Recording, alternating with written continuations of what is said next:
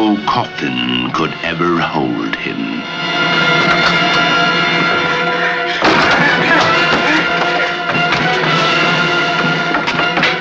No door could ever bar his way.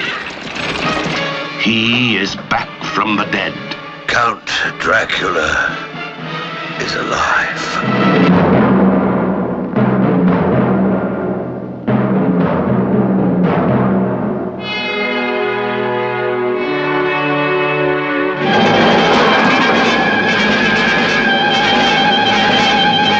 Dracula has risen from the grave.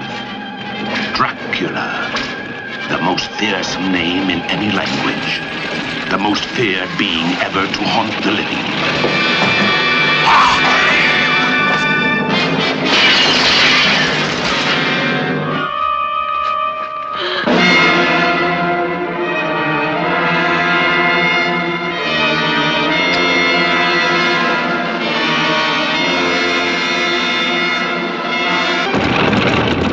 There is a girl. Maria? Bring her to me.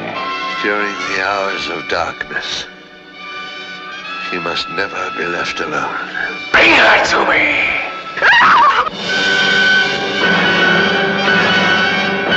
Christopher Lee, Rupert Davis, Veronica Carlson, Hammer's new star discovery, Dracula's most beautiful victim.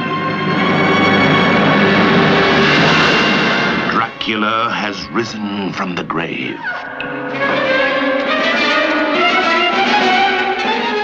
To resist him is useless. To rise against him is futile. To know him is eternal damnation.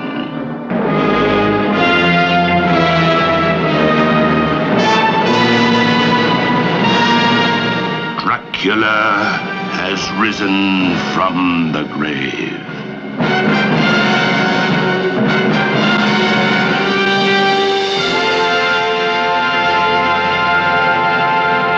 Hello, welcome to Movie Humpers. I'm Bob Sham. I'm Angela. And welcome to Halloween Hump Fest. Every weekday, we're doing a horror drop. It's a lot. By the end of the month, 27 total horror discussions. 27 different movies we'll be discussing. Every Monday, we are going through the first several Hammer Film Dracula fare, most of which stars Christopher Lee. We're not going to be able to get through them all. I think by the time it's all said and done, there will be about 4 more left on the table. There will be 4 more Christopher Lee Draculas that we have not seen. As they get into the 70s, the reception starts, the diminishing returns, perhaps. Sure. I think maybe around Dracula AD, which we will not get to, that also has the return of Peter Cushing. But I that want to. That might be the next peak, and then after that, maybe not. But now we're talking about Dracula Has Risen from the Grave from 1968, directed by not Terence Fisher but Freddie Francis, who is actually a good name. Well, it is a good name, and he also has high credentials as a director and cinematographer, working on movies such as The Innocents, and as well as being a cinematographer for a few David Lynch movies such as his Dune and The Elephant Man, as well as the Straight Story, that one we haven't seen, that Sissy Spacek is in it. I haven't seen Elephant Man either. Yeah, these are ones that are kind of, some of the David Lynch stuff, you kind of separate. Elephant Man is considered a great movie, but it does seem like it's its own thing because so much of David Lynch's other movies, they feel very American to me, very much some warped version of Americana, but Elephant Man kind of feels like it's on its own island because that's about, what is his name, John Merrick, that guy, and it's John Hurt's supposed to be fantastic in it. I don't know how we haven't seen that, but I don't know. We'll probably fix that before too long. Cool. But yeah, Freddie Francis was the cinematographer on those movies. That's cool. And so he's a guy that appeared to have his finger on things by the time a lot of quality British film coming up in the 70s that this guy had his fingerprint on and kind of developed a great reputation. But we all got to start somewhere, right? So he's up in some Hammer horror. And yeah, he directed Dracula Has Risen from the grave. Written by Anthony Hines, starring Christopher Lee, Rupert Davies, Veronica Carlson, Barry Andrews, and several more. When we last left Dracula in Prince of Darkness, he fell into some ice right outside of his castle. And that's so we got a Monsignor now in this movie coming into the town. This is a year later. And nobody wants to talk about Dracula still, even though everyone thinks he's dead or what. There is a brilliant opening scene to this movie. Oh, right. However, so there is a young boy. Yeah. Who works in the church. He's a mute boy. He's cleaning. He goes up to the altar. The church looks beautiful and, well taken care of. He's cleaning. He goes up to the altar and pays his respects, whatever you say. And then he goes and it's time to ring the bell. And blood. And he goes to grab the bell and there's blood all over his hands. And he looks up and there's blood dripping down and he runs up the staircase. And the next thing you see is the Monsignor outside and you hear the boy screaming. Yeah. And then running out of the building and the Monsignor goes up and finds that it is a woman who has been bitten and then shoved up inside the bell. Here's my question though. Who killed that woman? Well, that was a year ago. So then I think it flashes forward. I think that it's posited. In my mind, Dracula killed her before he got frozen. So sometime in that when he was trying to just sustain himself. You're right. He ate her. Time has passed because they made it a point to Monsignor when he comes back, he's yelling at people for not going to church. Well, that guy comes from a different place. He's coming to check on the town. But he's still there to lecture everyone for not going to church. Yeah, but he's not the priest of the town. So the priest of the town is the one who finds the dead girl. And then fast forward to a year later and the church is in shambles. There's spider webs everywhere. No one's at church. And they do a tiny little mass, just the priest and the young mute boy. Yeah. And then, that's when the Monsignor shows up and he's like, where the fuck is everybody? Because they feel like it's a cursed place and that the shadow of the castle apparently touches this church. I actually love that fact. I think that's great. Yeah. For all the superstition, of course, if the shadow of the castle touches the church, you're not going to go to the church. We watched this and The Wicker Man pretty close together, and they seem like interesting companion pieces in terms of Catholicism. Well, because I actually said to you, it seemed as though it's so interesting to me, some of the Catholic rites, I think that's the way to say it, right, are doing witchcraft. Or wrongs. You can call them Catholic wrongs as well. But it's like spells. Yeah. It's doing witchcraft. You're throwing, I don't know, there's symbolatry, there's the prayers are basically... When you really get into the weeds, this shit's not... Spells. When you get into the weeds, this shit's not that different from anything else. They have roots in the same thing. Of course, yes. But yeah, this movie, you could almost call it a little bit of Catholic propaganda. You know what I'm saying? Yeah. Also, in our last recording of Dracula Prince of Darkness, you had hoped that you would see Dracula fall in love. I did. I think he's trying, but it's not working out. I think that that is the goal in this one because, and obviously I think we can get there in 2 sentences, which is that the Monsignor comes back and no one's at church. So he's we got to go to Dracula's castle. He makes the priest go with him. Yeah. But this whole pub, they don't want to even talk about Dracula. Oh, they try to say it's not. The Monsignor is he's pissing them all off even talking about Dracula. Yeah. They're going to turn Lutheran on his ass if they don't stop. I'm pretty sure one of Martin Luther's complaints was that there was too many Catholic priests throwing around Dracula's name willy-nilly, So sure. Just stop being Catholic, right?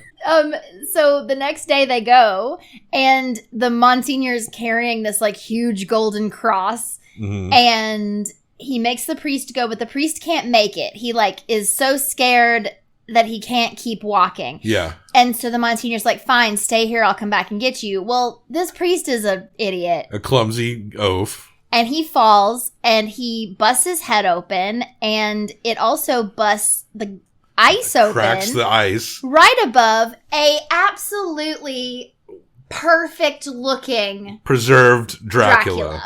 And the blood goes through the cracks into Dracula's mouth. Into and he his goes, mouth. It's so good. So good. So good. So Dracula, he pops up, does he looks as sad as ever. Mm-hmm.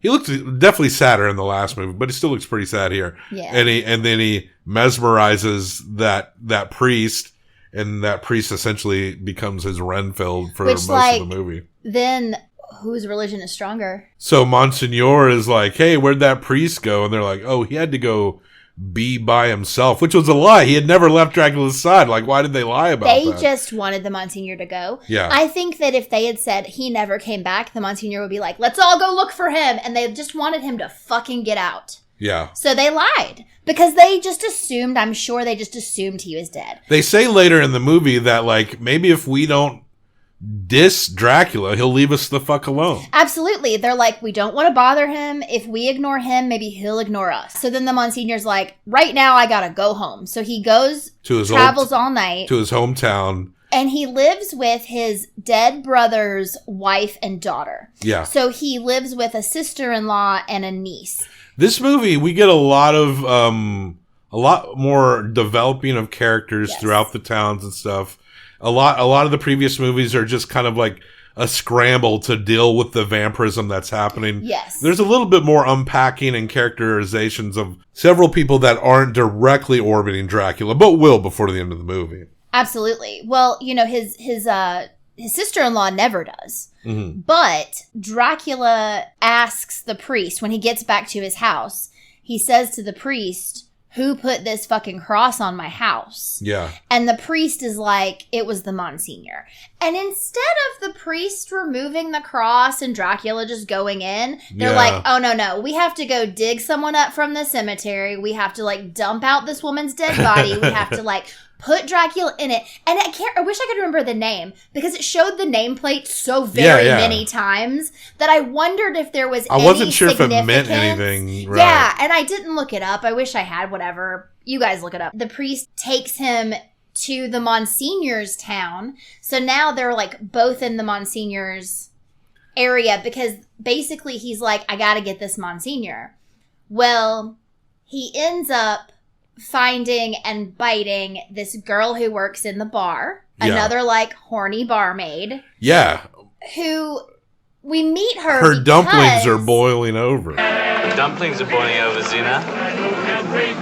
Her dumplings are boiling over, and she's real fun. And at this place works this hunky young guy who likes to read. And everyone likes to be like, you and your books. You and your dusty old books. Your boring studying. Reading. What's reading going to do for you? But he's dating the Monsignor's niece. Yeah. And he goes over to meet the Monsignor. And he reveals, through questions, he's just answering questions. And the Monsignor has just said, it's so refreshing for someone to be just honest with me. No one's ever just honest. And then he asks him like what his faith is. I'm an atheist, sir. I beg your pardon. I'm an atheist, sir. Mean you deny the existence of God? I don't deny it. I just don't believe it. It's my own opinion, sir. Do you know who I am? Yes, sir.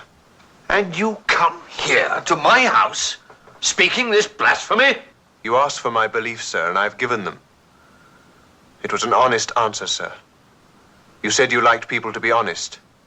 Don't be impertinent. First he goes, you're not Protestant, are you? Oh, yeah, and he's like, no. And he's like, oh, thank God. He's like, sir, I just told you the truth. You just said you value the truth. Now, he valued the truth when the boy said he didn't like cigars and when he didn't like wine. So the mother is like, he's polite. He's like, he asks the mother, should I go? And she's like, yeah, I think you should. And he stands up and he apologizes to her and he says, I'm sorry. And he even says goodnight to the Monsignor. And then he leaves and the daughter wants to follow. And the mom's like, no. You just need to stay here right now. So he goes back to the pub where he's working part-time and staying there. And he meets the barmaid whose dumplings are boiling. And she's hot for him. Yeah, she's totally hot for him. She's a little older. And there's this setup scene where he gets hammered because he's sad that happened. He only drinks beer. He doesn't drink hard liquor, so he wants schnapps. Yeah. And so she ends up helping him to his bedroom, and she's kind of pawing at him, and he's drunk. He doesn't know what's going on. Meanwhile, you see the daughter, what was her name? Marie or something? Maria, coming. And it's these rooftop set pieces. So much of this movie takes place on rooftops. This is actually really cool. Like, it's like the kind of thing you wish you had access to like get to your best friend's house. Every character, they made this rooftop set pieces, and they're like, we're going to use the fuck out of them. Everyone is climbing the roofs. It's like they're playing hot lava with this town, and no one can touch the streets. So Maria makes her way, and she's approaching the window, and you know that barmaid, and she's pawing at that drunk dude. And you just know that she's gonna look in and see that barmaid He's kissing cheating him on me. and be like, he's cheating, and she's gonna run and like hurt herself or like go back home. Zena. Hello? What's going on? Nothing. What happened? 3 large snaps, that's what's happened. He's not used to it. Oh. You better help me get him into bed. No. She just goes in the door and the barmaid goes, oh, there you are. You take care, you know. She immediately understands, like, oh, he's drunk. He has no idea what's going on. Mm-hmm. And the barmaid's even playfully trying to undo his and she's pants. like, stop it. No. It's like the most understanding, maybe watching all these fucking lame-ass sitcoms and rom-coms our whole life. We just expected this, like, forced conflict in which... Yeah.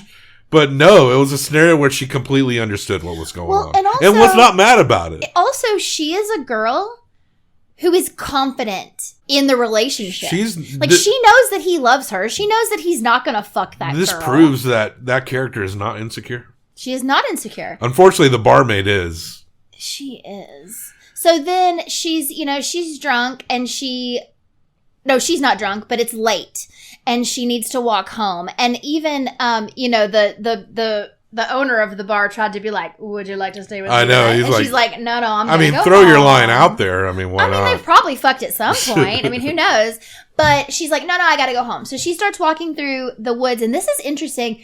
Basically, the priest, who, I don't know his name, but he ends up like chasing her. Bad priest chases her with the horse and carriage.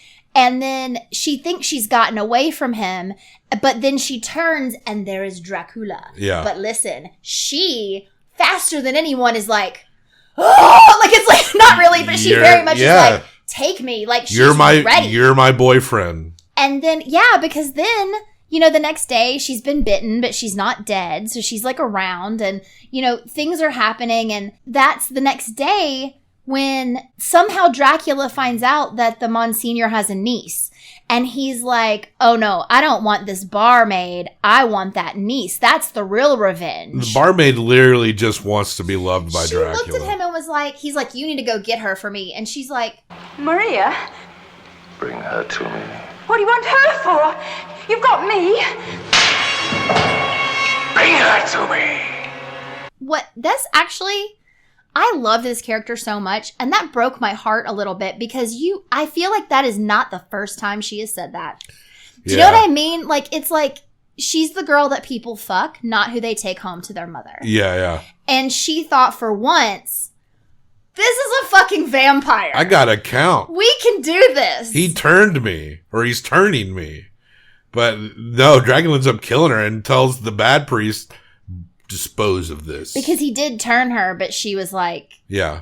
But... out of it. It's like he glammed... She hadn't woken up It's yet. like he drained her and she was turned, but he also like glammed her where she was like stuck with this smile on her face. Yeah. So the bad priest shoves her in a fireplace, and I think vampires just burn up faster. Yeah. It doesn't seem like a good idea for a regular person to just shove into a fireplace. There's a great image where after like her whole body is burnt, he like picks up her shoe that fell out and like chucks it in the fireplace. It's so cool. Yeah, she burns really quickly, but before she burns, she does bring the girl to him. Yeah. And he sees the girl, but he doesn't get to bite her because she starts screaming. Screeching, yeah. And so he then comes to her room. Yeah. And she's seen him now. So when he comes, he does have control of her. Like, even though she was scared, when she comes in, or when he comes in, she opens her doors. Like, that's the thing. There's never like a Dracula, please come into my room. But it's that like the doors are open and I am here to receive you.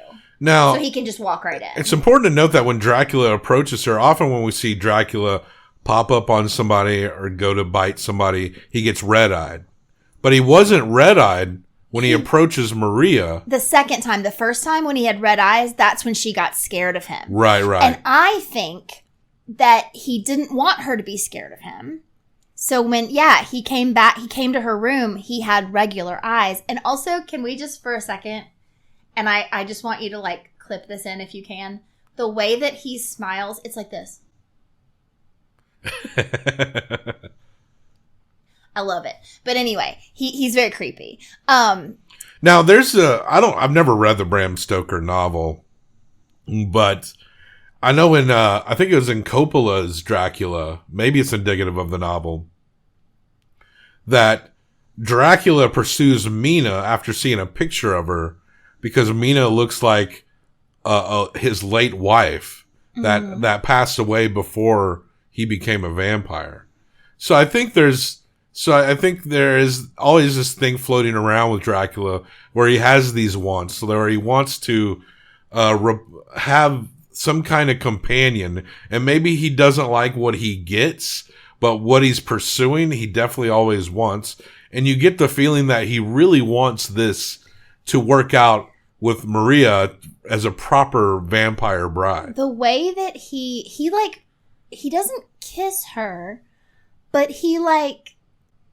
it's like he rubs his lips along her face, or like his cheek against her cheek. Like, it's very tender. Yeah. It's like very, very tender. And then he does bite her. You notice that the bite marks look more gnarly in this one? Disgusting. And they looked gangrenous. Like, is there something wrong with Dracula? Like, he's like a little more infectious than he used to be? I don't know. It's so funny. I've never seen...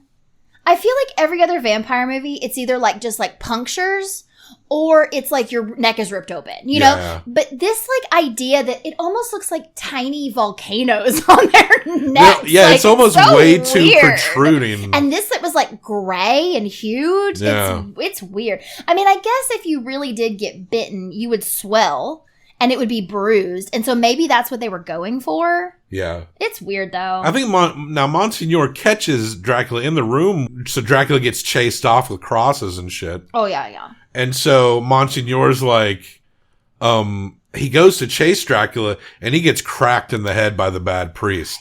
They're going across the rooftop. Again on the rooftop, yeah.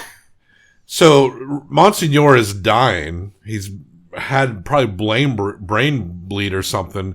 And then he asked for the boyfriend, I forget his name, Paul. Yes. Asked for Paul to come and watch over Maria, because he knows Paul will try to protect her, even though he's a filthy atheist. Well, but that was a kind of a lovely moment when Paul was like, I swear I'll protect her. And he goes, I wish you could swear on the Bible, but you've taken that option away from yourself. And Paul goes, you have my word. And he looked at him earnestly and he was like, I know I do. And Paul, he trusted him. And Paul doesn't know the bad priest is bad. He recruits him to come help him out. He goes to get his clothes and brings him with him. And then Paul catches him trying to get rid of some stuff because they're putting some garlic around her and some crosses. He needs the priest to read the Latin so he knows what to do. Dracula needs him to remove the cross from her.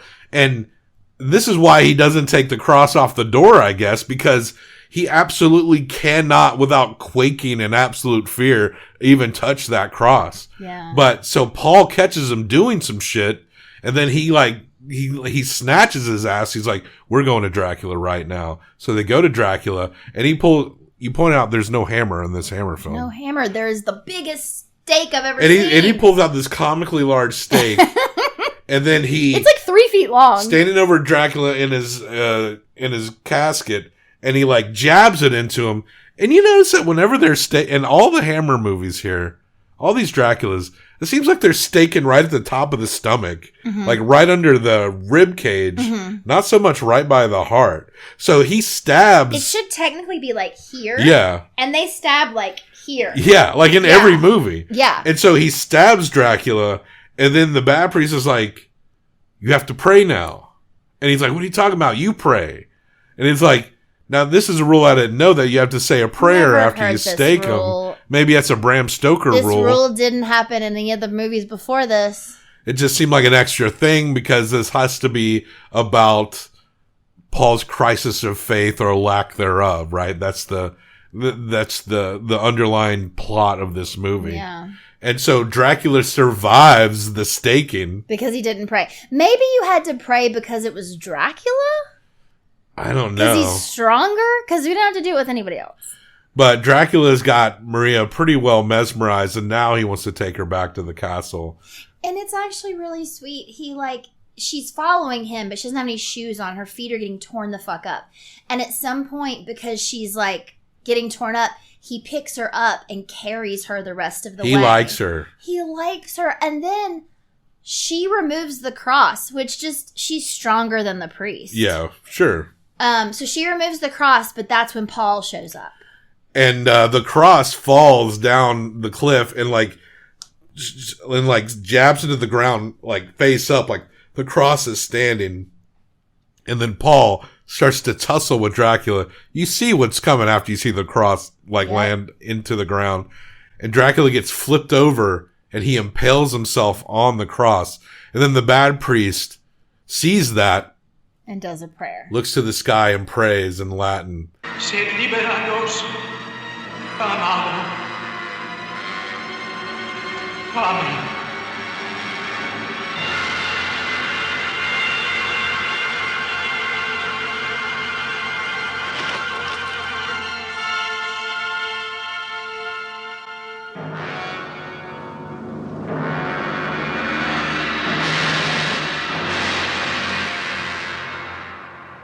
Maybe Paul had to pray in Latin. I don't think Paul knew Latin. The worst part of this movie is the next second when they cut to Paul and Maria and Paul crosses himself. Now he's religious. That's it. Just in case. I mean, I guess one could argue that he met a Dracula and the only thing that killed the Dracula was praying to God. So I guess God has to be real in this universe. I mean, Dracula will run from a cross. Does Dracula run from the cross because he also believes in the power of that cross? He has to. What if it's another faith? What if a Muslim man is fighting Dracula? Would any I mean, if anyone could take sticks and do this in these movies, right? So it seems like a cross should be effective if the holder believes in it. And Dracula is kind of a believer, right? Must be. In some way. He's just willfully, whether it's his fault or not. We don't know how Dracula became a vampire. How cool would that be? He is kind of just cursed. He might... we have established that Dracula is kind of a tragic figure in these movies. Yeah. It would be an interesting twist on it, and I wonder if anyone ever has done it. If there's a vampire that doesn't believe in God, an atheist vampire, and that shit doesn't work on him. Holy water doesn't work, and crosses don't work. Yeah, it's... I guess you could still get him with the running water. I'd never heard that. I know you had. I hadn't. And, sunlight, of course. And a stake in the heart, sure, but like we said, that's going to kill anybody. I kind of wanted to see a scene where Paul is he's throwing a cross at him because he's heard that's what you got to do, how he's read and it doesn't work because Paul doesn't believe. It doesn't work because Paul doesn't believe. That would be cool. It seems like an interesting detail that, maybe there's a lot of vampire movies out there. Maybe that's been done. I don't know, But Dracula dies. He kind of disappears in a puddle of blood with his cloak. Oh yeah, draped across the cross that's in the ground again. Yeah, so who's gonna sweep up them ashes for the next movie? We got one more for our month. Like I said, there is a few more beyond what we're actually going to discuss. But how many times can Dracula come back from what seems like obvious death? 9. The last movie. See a cat? I think he played Dracula at least six times total. I love it. He's perfect. He is pretty great. I love him so much. So we're gonna rate this movie, hump it, as we say sometimes. You're gonna give 1 through 5. I'm gonna give 1 through 5 combined for best out of 10. Definitely a lot more character development in this, but also some weird plot point what kind of things as well. So what do you... And also there is a little bit of Catholic propaganda here, so I don't think it can go that high because of that. But still a fun movie. Yeah. I think I'm going to give it a 3.75. I'm going to give it a 3.25. Okay. So that brings it up to a 7. Cool. I think that's a good score. That's a great score. It's conversations about theology and philosophy within it. And I don't know if there's like genuine love between these two young kids. Like they have like cute moments together. And I don't know if this is like literally Catholic propaganda, but it just is already within the lore That's of what these I'm saying. things. Yeah, it's just to be expected. Right between Batman Returns and Barbie, Freddie Francis's 1968 Dracula Has Risen from the Grave. I wrote Grace there. I meant the right grave. I feel like I misspell all the time. Risen from Grace. Accidentally. Check the show notes for links and other places to find us. We're plowing through Halloween Hump Fest. What do you think? Leave us a like and subscribe. More movie talks. Just constant movie talks. It's, I think this week we already pre-recorded The Frighteners. Mm-hmm. And though I didn't know it at the time, it's our 100th episode. The Frighteners is our 100th episode this week. Happy 100 episode. Yeah, so look, we're putting out a lot of discussion. We're slowly building our subscribers. Our subscribers are coming in faster than we're dropping episodes, so that's good. Yes, that's amazing. Thank you. But yeah, it's going to be, I do believe, if I added it up right, that Frighteners is our 100th episode. So keep liking it. Keep subscribing it. Please leave a comment.